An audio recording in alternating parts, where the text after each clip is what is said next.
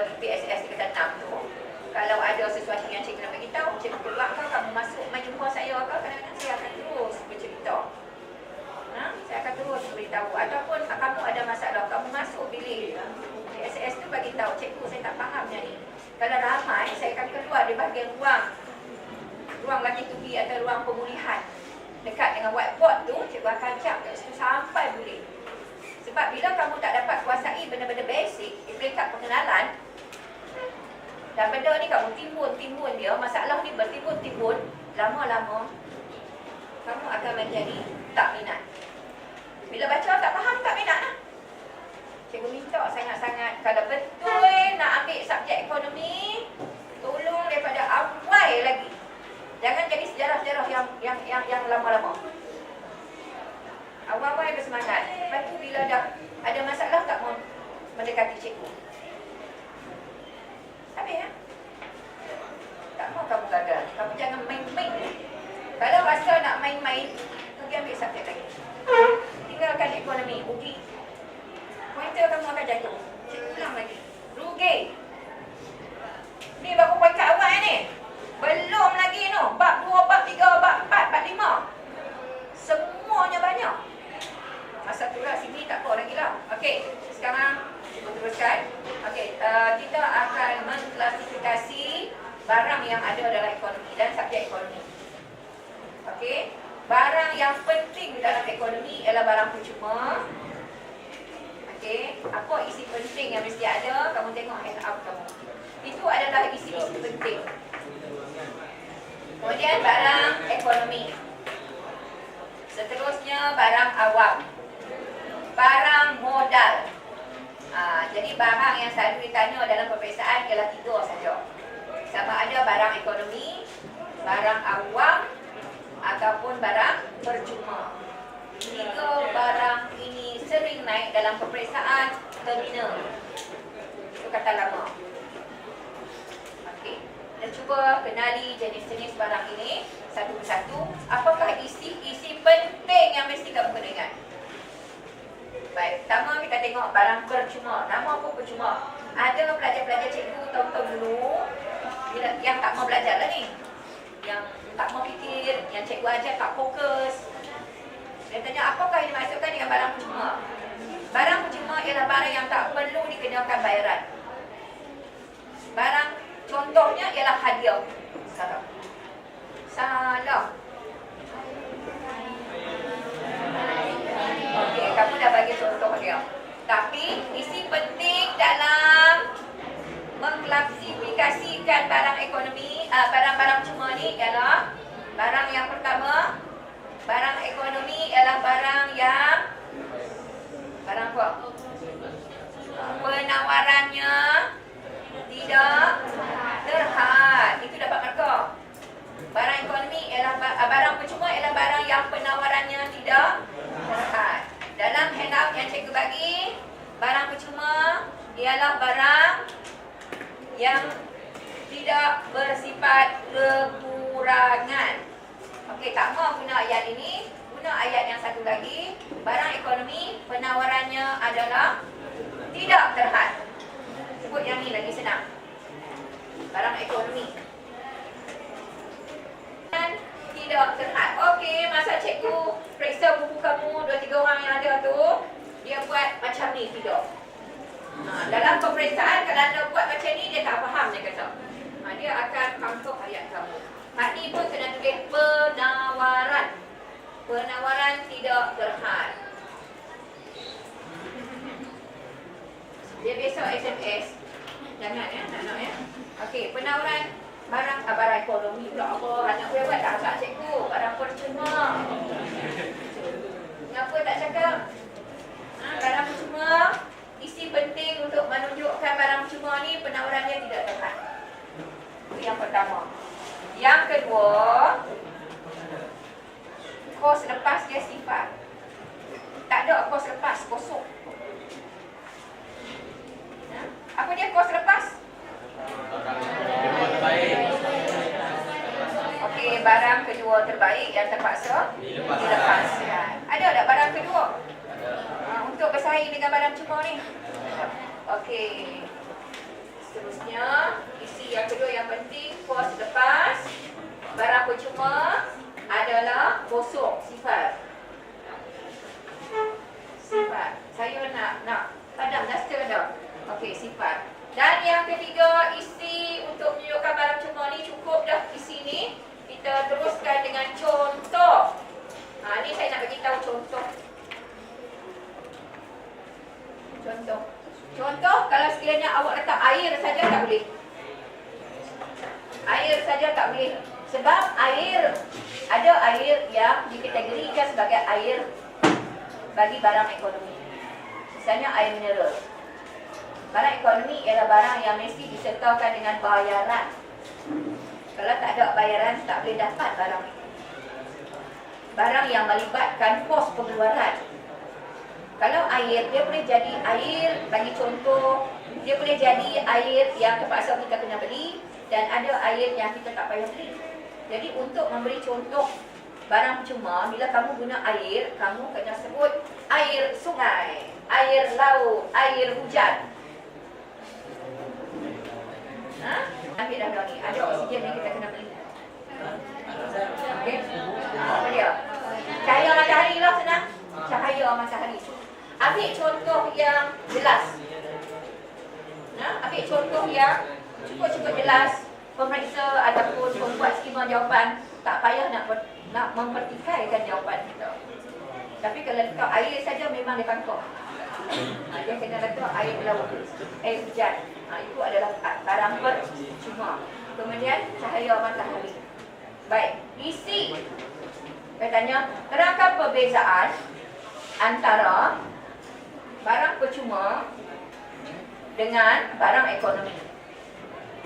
Terangkan perbezaan antara barang percuma dengan barang ekonomi.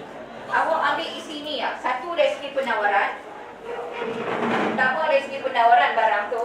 Yang kedua dari segi kos lepas. Yang ketiga contoh.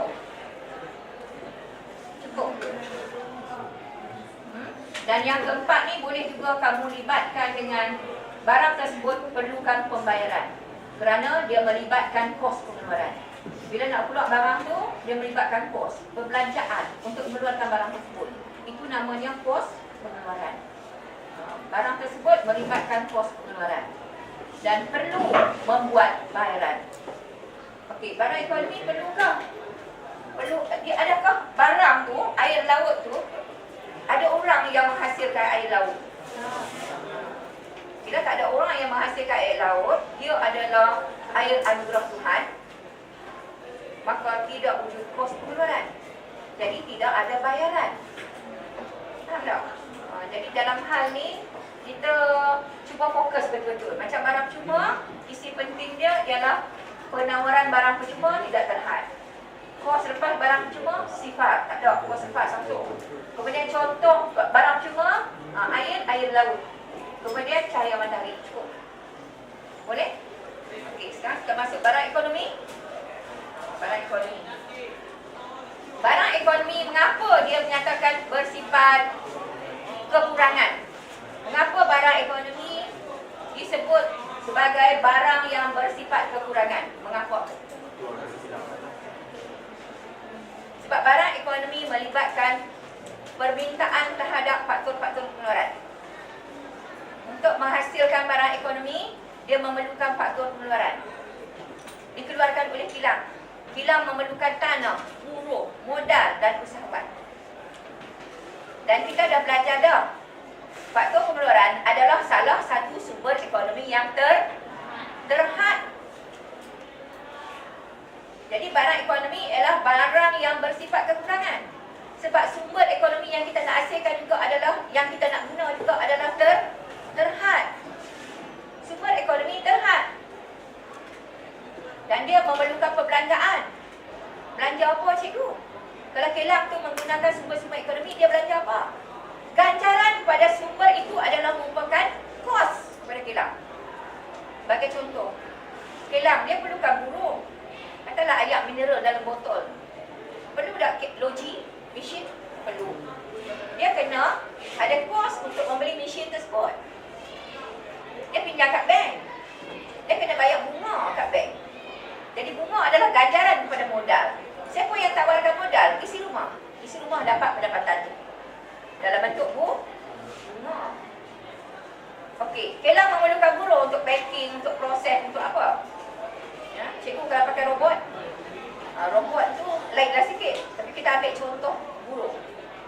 Buruh digunakan untuk menghasilkan air mineral. Dan bila firma meminta buruh, firma kena buat apa? Maukah kamu bekerja di kilang saya free?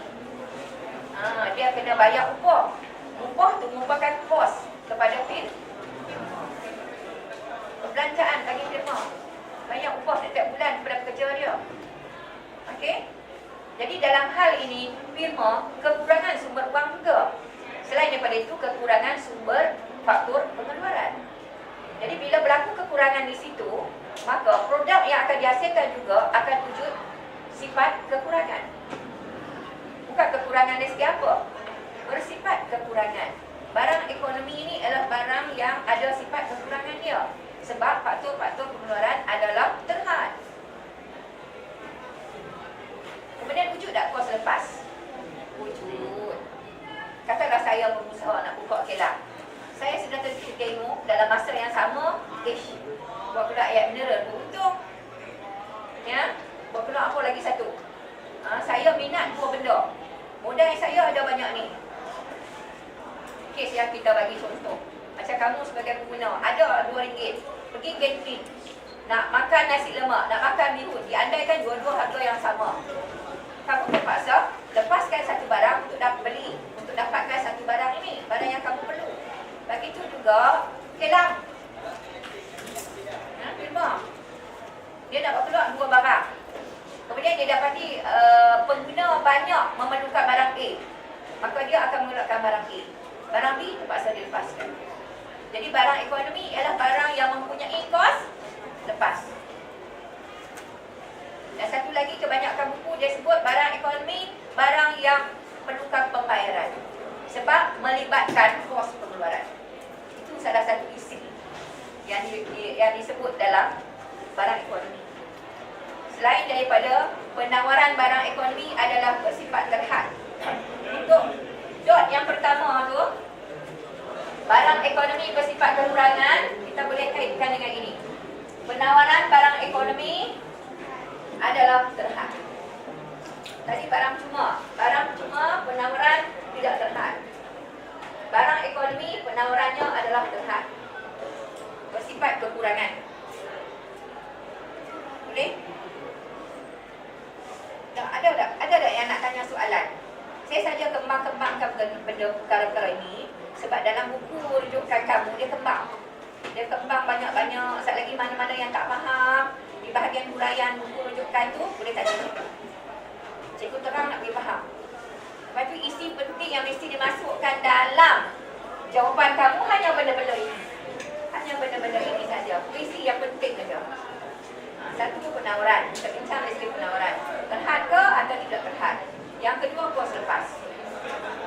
Barang ekonomi melibatkan kos lepas. Sebab sumber ekonomi terhad. Pengeluar tidak boleh mengeluarkan semua jenis barang yang dia nak keluarkan. Dia kena buat pilihan. Barang apa yang boleh mendatangkan keuntungan kepada firma. Buat pilihan dulu. Jadi melibatkan kos lepas. Dan satu lagi yang tak tercantik di sini ialah barang ekonomi melibatkan kos pengeluaran. Oleh itu barang ini perlukan pembayaran. Perlukan pembayaran. Nak dapatkan barang ekonomi mesti bayar. Tak bayar tak boleh. Itu isi lagi satu yang ada dalam skema jawapan. Faham tak? Boleh tak ni? Boleh tak ni? Ada nak tanya soalan tak? Ada nak tanya soalan tak? Tekan. Sekejap lagi. Tak boleh pula. Okey, seterusnya barang awam. Ini loceng untuk masuk rehat kan? Baca tingkatan 5 dan tingkatan 1 kan? Okey. Baik, kita belum lagi.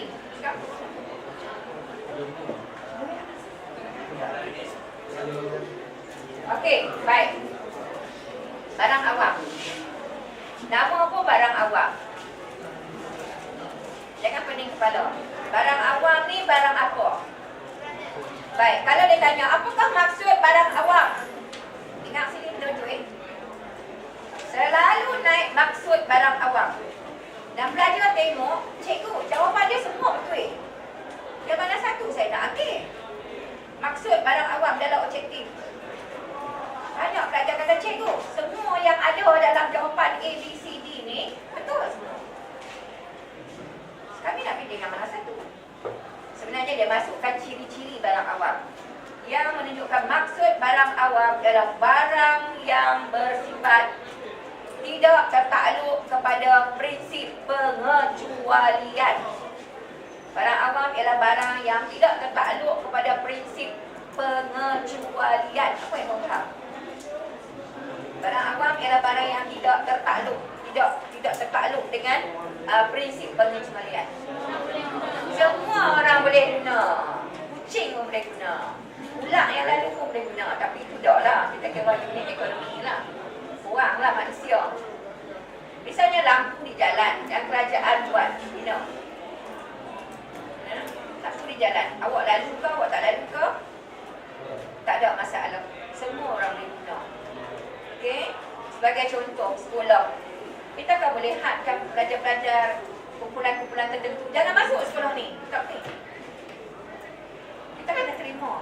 Selagi sekolah tu ada ruang untuk pelajar menuntut di sini, kita kena ambil. Menjadi satu kesalahan sekiranya kita tidak benarkan pelajar-pelajar dari daerah lain masuk ke sini. Sekiranya ada tempat. Tak ada tempat, ya tak boleh.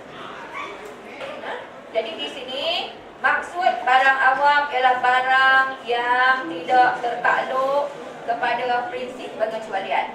Ada perkataan prinsip pengecualian, tidak tertakluk kepada prinsip pengecualian. Itu maksud. Maksud barang awam. Kemudian dia bagi lagi yang lain-lain. Itu adalah ciri.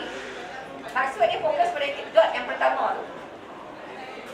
Okey, yang lain-lain tidak bersifat bersaing. Tak ada persaingan sebab kerajaan yang sediakan. Kerajaan menggunakan sumber-sumber pendapatan negara untuk menyediakan projek-projek pembinaan sekolah, hospital, barang awam lah. Kemudian bagaimana dengan tandas awam? Cikgu kena bayar cikgu 30 sen. Bagaimana dengan tandas awam? Tandas awam yang bayar 30 sen tu hanya untuk menjaga kebersihan. Itu servis orang yang mencuci. Perkhidmatan syarikat yang mencuci toilet tersebut. Dan tidak siapa nak mencuci. Dia barang awam. Lama-lama semua orang tak mau masuk. Sebab tak lalu kotor. Maka tandas awam itu sebenarnya barang awam. Tapi yang kena 30 sen itu adalah servis perkhidmatan yang diberi oleh pihak tertentu untuk menjaga kebersihan tandas tersebut. Jadi masih barang awam. Boleh? Boleh tak ni? Okey. Apa contoh barang awam? Baik, bagaimana dengan penawaran barang awam? Masih terhad. Masih terhad sebab dia memerlukan pos pengeluaran. Pembinaannya memerlukan sumber-sumber ekonomi, memerlukan faktor-faktor pengeluaran. Misalnya nak bina sekolah, kerajaan mengeluarkan perbelanjaan daripada pendapatan negara untuk membiayai projek pembinaan sekolah. Dia biaya apa? Buruh yang digunakan untuk membina sekolah. Beli bahan-bahan, bahan mentah, semen, pasir, semua tu adalah merupakan faktor-faktor pengeluaran. Dan kita tahu sumber pendapatan negara, sumber faktor pengeluaran kerajaan juga adalah terhad. Sumber kerajaan ialah pendapatan negara. Hasil pendapatan tu akan digunakan untuk menyediakan projek-projek tertentu bagi kebajikan rakyat, bagi kegunaan rakyat. Faham tak? Jadi penawarannya tetap terhad. Contoh barang awam, sekolah, hospital. Lepas tu lagi apa dia lagi? Barang awam selain daripada itu, bina jabatan. Lebuh raya, macam mana dengan lebuh raya? Bayaran dia tinggi tak? Dia bukan barang awam. Bila pihak swasta yang menyediakan, dia dah jadi barang ekonomi. barang yang perlu kena buat bayaran. Tapi dia adalah badan berkanun, dikawal oleh kerajaan dan dikawal oleh pihak swasta, dua-dua sekali. Sampai tempoh dia, untung dah ada, dah cukup dah, tempoh dia tu, dia akan jadi barang awak. Tapi setakat ni tak ada lagi lebuh raya Utara Selatan yang free, kita kena bayar lagi. Sebab maintenance untuk memperbaiki lebuh raya cukup tinggi. Kadang-kadang jatuh tanah-tanah, batu, gunung semua, kena buat balik satu persatu. Kemudian kita guna servis pekerja-pekerja, servis nak pekerja untuk mengutip tool tu, bayaran tool tu. Boleh bantu. Jadi dia adalah satu projek swasta, badan berkanun. Kerajaan dan swasta. Kerajaan kawal juga. Di Malaysia ni apa saja projek kerajaan kawal. Kerajaan tak mau jadikan dia sebagai satu pasaran monopoli. Kalau kerajaan tak kawal, bayaran tool tu bukan RM1, RM2 lah. Dia akan jadi mahal lagi. Sebab pembinaan lebuh raya menelan kos yang sangat tinggi. Kerajaan tidak akan membebankan rakyat dalam hal ini. Dia campur tangan. Ingat ya, campur tangan. Baik, bagi kamu yang akan menjawab soalan barang awam,